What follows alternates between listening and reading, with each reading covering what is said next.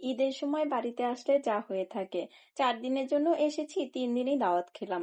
প্রত্যেক দিন যদি এভাবে দাওয়াত খেতে হয় তাহলে পেটের তো 12টা বাজেই, খাওয়ার রুচি একদমই চলে যায়।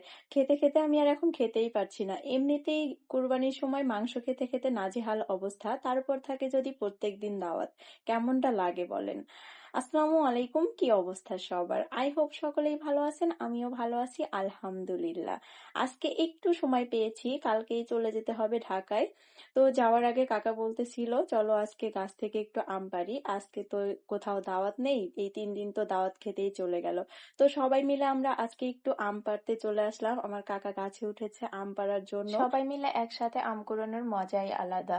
এইদিকে মিতুল দেখুন আম শুধু খাচ্ছে, পাকা আম পেয়ে ও খাওয়া শুরু করে দিয়েছে কুড়ানো বাদ দিয়ে। তারপর আমি বললাম সবার সাথে হাতে হাতে একটু আমটা কুড়াও, দেখো আমাদের সাথে আম কুড়ালে অনেক মজা লাগবে। তো ও আমাদের সাথে আম কুড়ানো শুরু করলো।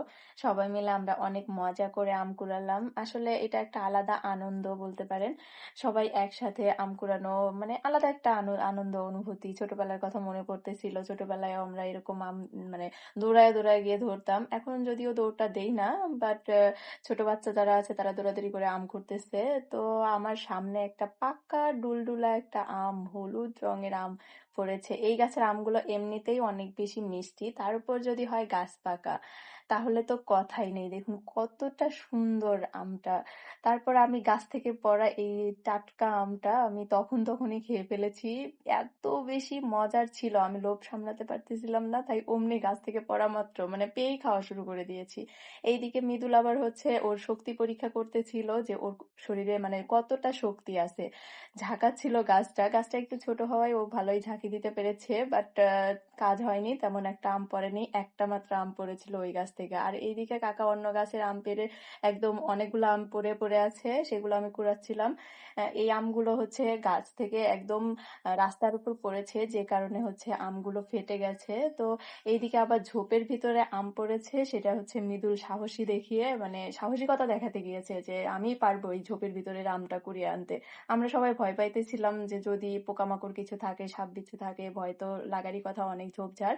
ও মানে ভয় নেই, সাহসিকতা দেখিয়ে চলে গেছে আম কুড়ানোর জন্য। তারপর আমগুলো নিয়ে এসে আম্মুর কাছে দিলাম, আম্মু আমাদের পাকা আমগুলো কেটে দিচ্ছিল, আমরা সবাই খাচ্ছিলাম। আবার এইদিকে হচ্ছে আম কুড়াতে কুড়াতে দুপুর হয়ে গেছে, আমরা মানে সবাই গোসল করব।